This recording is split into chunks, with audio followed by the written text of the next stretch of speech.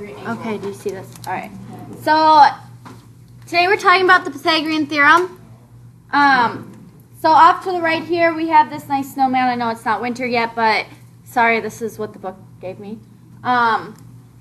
It's tethered up, so you could find how long of a tether you would need and adjust the lengths given you make this right triangle with that snowman.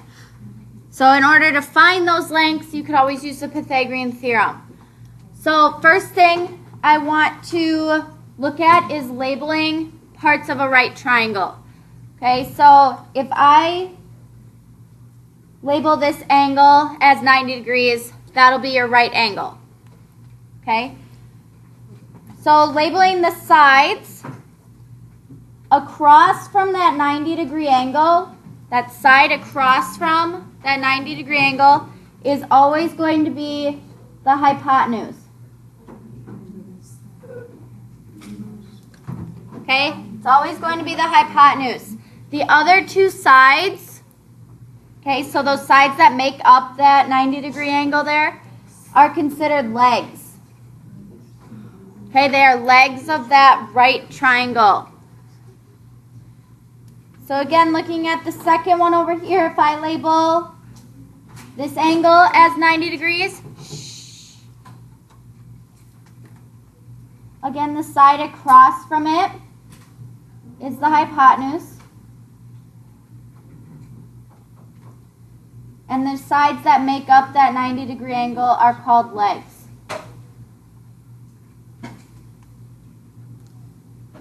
Okay, so definition of a right triangle.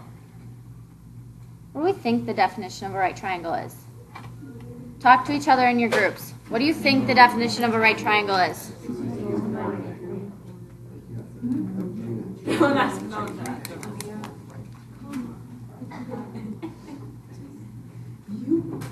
All right, what were some of the things you said? Anybody? 2 acute, 1 right. 2 acute, 1 right. Okay, so it is a triangle with exactly 1 right angle. Okay, it does have to have 1 right angle, meaning the other 2 would, yes, be acute. Now, the Pythagorean theorem states in a right triangle, the sum of the squares of the lengths of the legs is equal to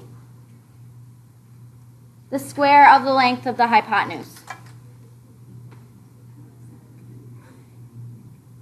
Okay, so sum of the squares of the lengths of the legs is equal to the square of the length of the hypotenuse. Or in symbols, it's just a squared plus b squared equals c squared. Okay, you could also write it as c squared is equal to a squared plus b squared. Okay, so you can write your hypotenuse first. It doesn't always have to be on that right-hand side of the equal sign. It could be on the left-hand side. Now, your symbols here, A, B, and C. C is always going to be your hypotenuse. Okay? C is your hypotenuse. A and B are your legs. Okay? Now, A and B can be switched. Okay? C cannot. Okay, so C always has to be that hypotenuse. So looking at some examples. So we want to find the value of x in these right triangles. So first thing I want to do is make sure it is a right triangle. Okay, you can't use the Pythagorean theorem unless it is a right triangle. Now I want to label each of the sides of that triangle. So opposite that 90 degree angle would be the hypotenuse. Okay, so I'm going to label that as C. Okay, now the other two sides, your legs, it could be A or B, it doesn't matter. So I'm going to label 6 as A and 15 as B. But again, you could label 6 as B and 15 is a instead. So now that I have those sides labeled, I can plug it into the Pythagorean theorem. Okay, so we have a squared, so we have 6 squared, plus b squared, b is 15, that's equal to c squared, so x squared. All right, from here I can simplify. Shh, guys, quiet. 6 squared is 36. 15 squared is 225. That's still equal to x squared. I can combine these two numbers, so 36 plus 225 is 261. Okay, now to get x by itself, what we're going to do is take the square root of both sides. Okay? Now, when I take the square root of both sides, okay, I do end up with x, but you will end up with a plus or minus here. Okay? The square root of 261. Now, since I'm talking about the length, right? Can my length be negative in this triangle? No. Okay, so after I do this piece right here, you're just going to end up with the positive answer. Okay? Because we're finding the length. No. What did we do yesterday? I don't know. Okay. Being radical. Yeah, guess what this is? I don't know. It's radical.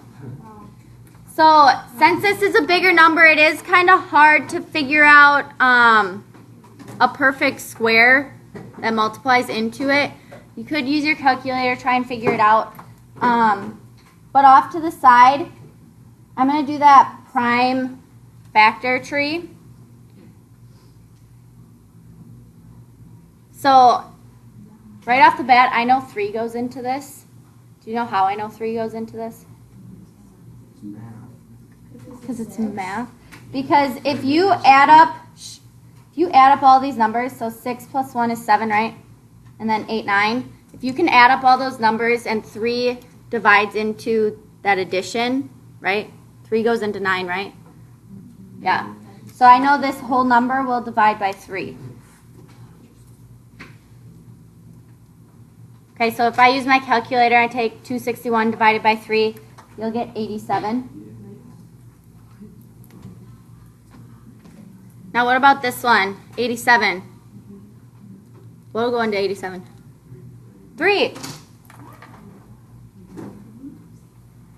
Okay, so if I take 87 divided by 3, I get 29. Okay, nothing goes into 29. But you do have a pair of 3's here, right? That makes 9. And I can take the square root of 9, right?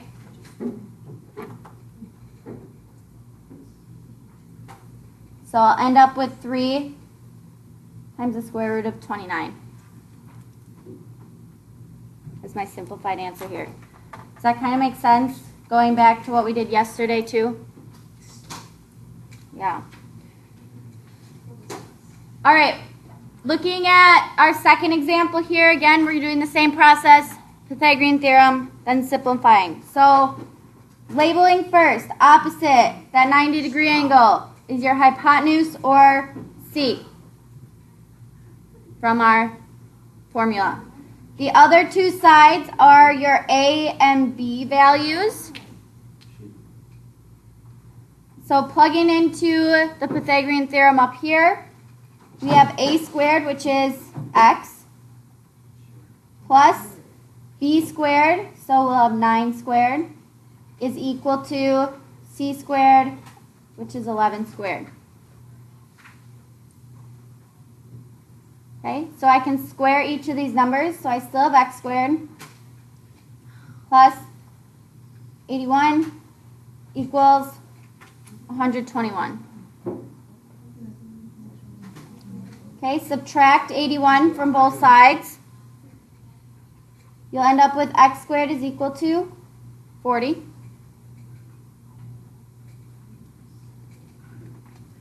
Okay, you take the square root of both sides. Again, when you do that, you get this plus and minus square root of 40. But again, we're talking about the length of a side of the triangle, so it has to be positive. Okay. Now again, I want to simplify this radical. Okay. What's a perfect square that goes into 40? 4. Okay, so 4 times 10 makes 40, right? So we have that square root. I can take the square root of 4. That's 2. And I'm left with that square root of 10.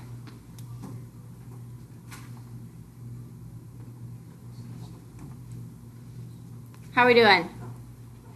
Good? Pythagorean theorem coming back to you? I know you went over this in middle school, so. Any questions on these two problems? No. All right. On the back, we have a table here of Pythagorean triples.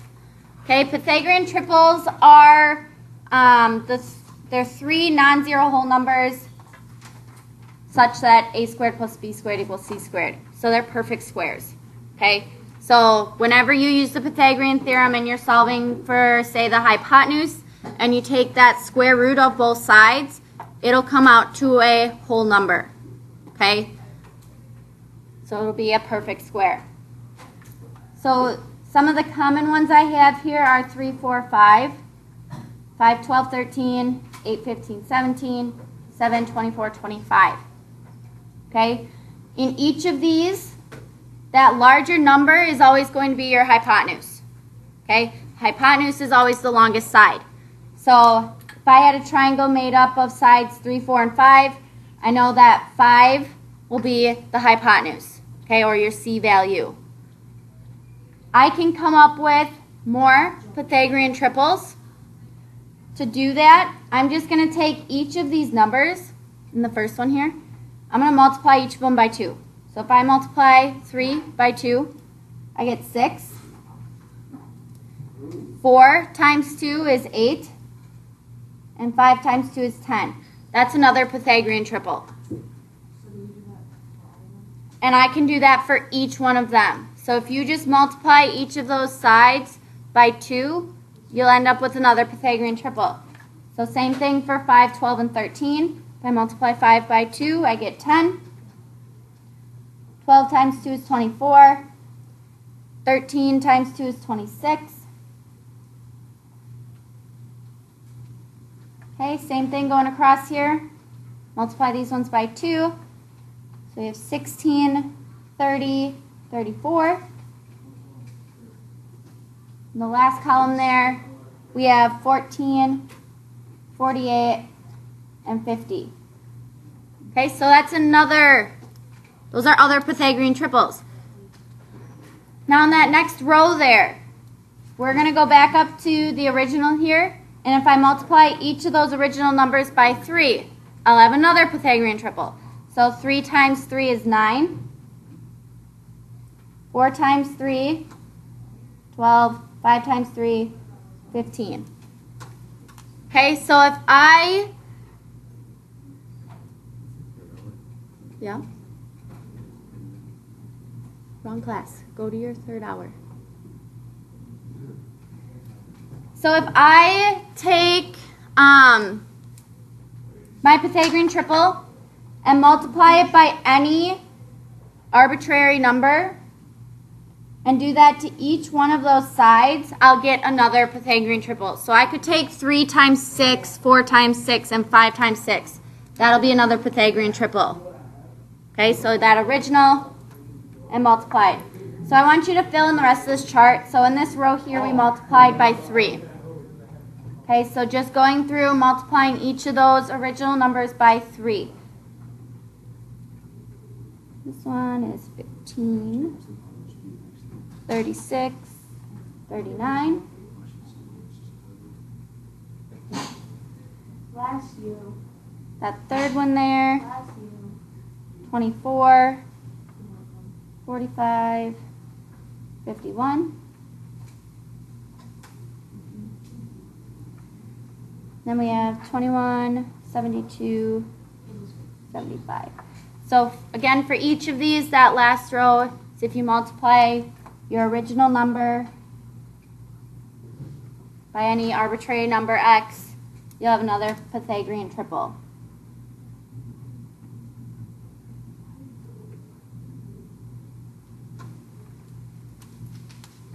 Okay, now these 4 at the top there aren't your only Pythagorean triples. There are more.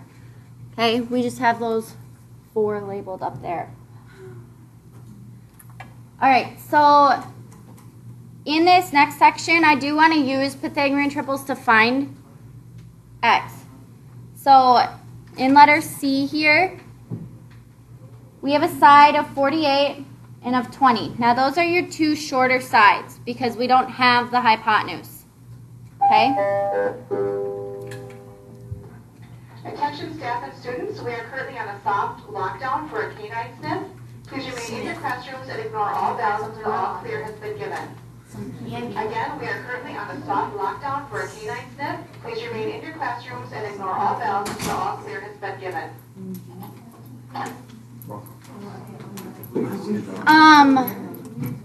So since I want to figure out the original Pythagorean triple,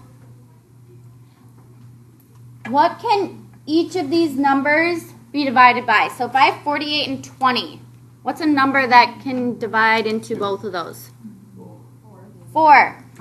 Okay, so if I divide 48 by 4 and 20 by 4, this side would be 12, and this side would be 5. Now if I look up at my table there, are there 2 of your shorter sides that say 5 and 12?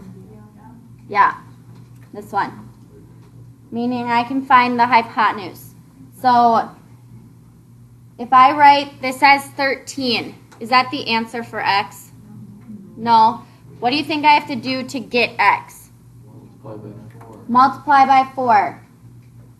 Okay, since I divided those other 2 by 4, I can multiply 4 back in to get my actual answer of 52. Okay, and the Pythagorean triple that I used was 5, 12, 13.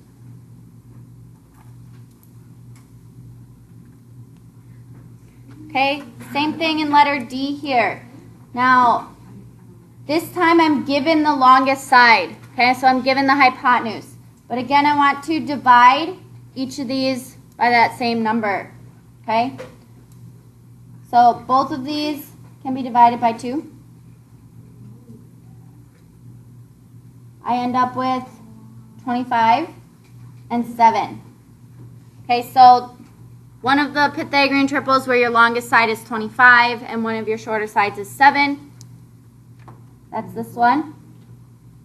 Okay, meaning this side will be 24 in your Pythagorean triple, and I have to multiply 2 back into that number. So x will be equal to 48. Okay, and then the triple that I used was 7, 24, 25.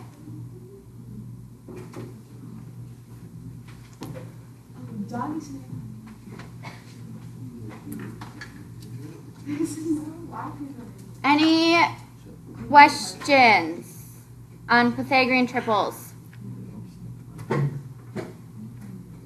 All right, so looking at letter E. Letter E. So Lucy is locked out of the house. The only open window is on the second floor, which is 12 feet above the ground. To avoid some bushes, she places a ladder 5 feet from the house. Will a ladder that is 15 feet be long enough to get into the window? So when you have problems like this, first thing you want to do is draw a sketch of what's going on. Okay, so if I have second floor window is up here. Okay, it doesn't have to be a perfect sketch. It's okay. Second floor window is up there. So we have the side of the house right here. we have the ground right here. Okay. She needs to place a ladder at an angle this way to get up to that window. Okay, so I'm going to draw on this ladder. Okay, she had to place it at that angle because she had to avoid the bush on the ground.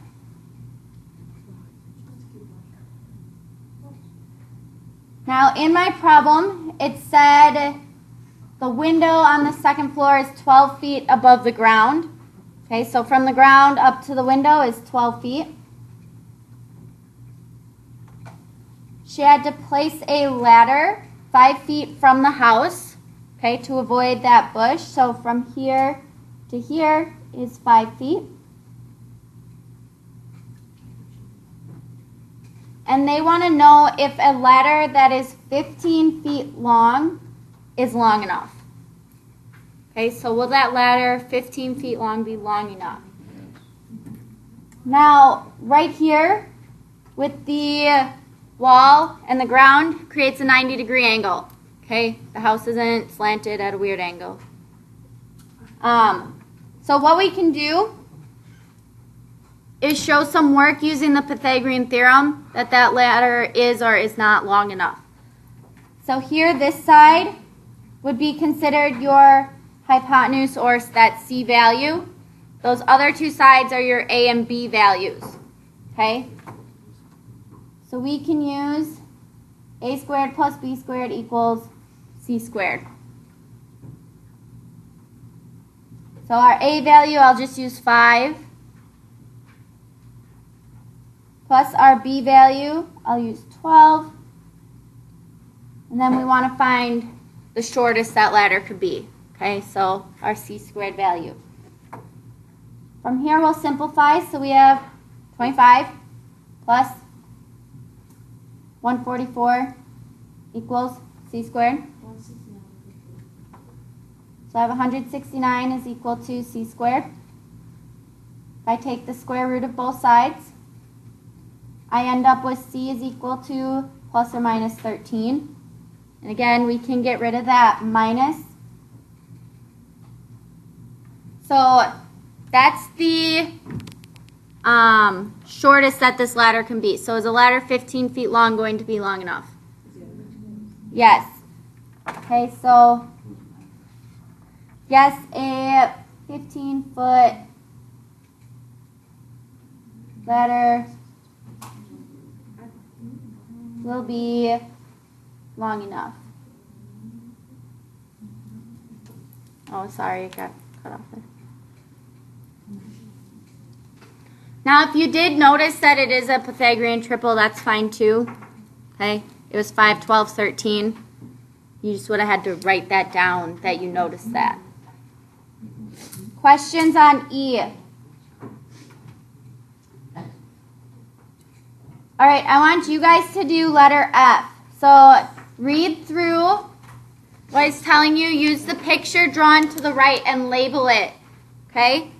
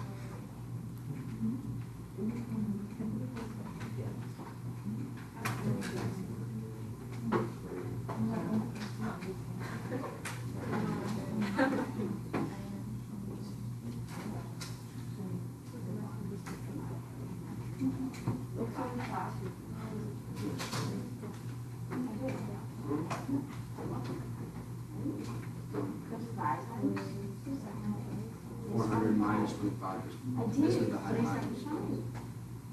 Which one's it? What? So 375 and square it's like this. And I typed. It goes in.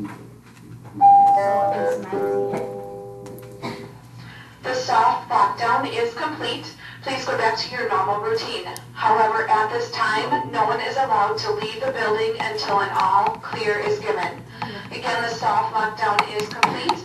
Please go back to your normal routine. However, at this time, no one is allowed to leave the building You until an could, all but clear I'm not is gonna let given. I can't do it. Thank you. She said that we could go on the regular space. No, I did not. Oh, you didn't? You know? She said I didn't. What? All right, so looking at letter F, this length from the ladder to the wall should be 5, because it's talking about 1/4 of the ladder's total length. Okay, 1/4 of that total length would be 5 feet. Okay, so we want to find the distance up that wall. Now the ladder is the hypotenuse, so that is your C value. Okay, so using A squared plus B squared equals C squared. I'm going to label A as 5.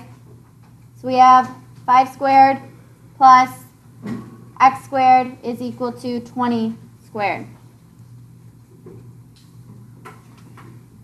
Okay, make sure you are plugging it into that equation correctly. Okay, so if you're given that hypotenuse, it has to be that C value. So from here I have 25 plus x squared is equal to 400. You want to subtract 25 from both sides of your equation.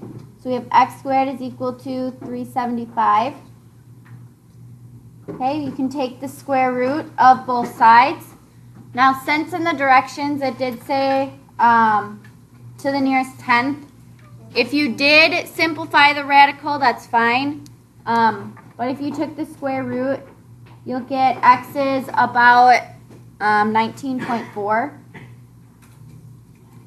If you simplified your radical, x is equal to 5 times the square root of 15. Okay, so if you need more practice with this, make sure you actually practice it. Okay, this would be in feet. I forgot that.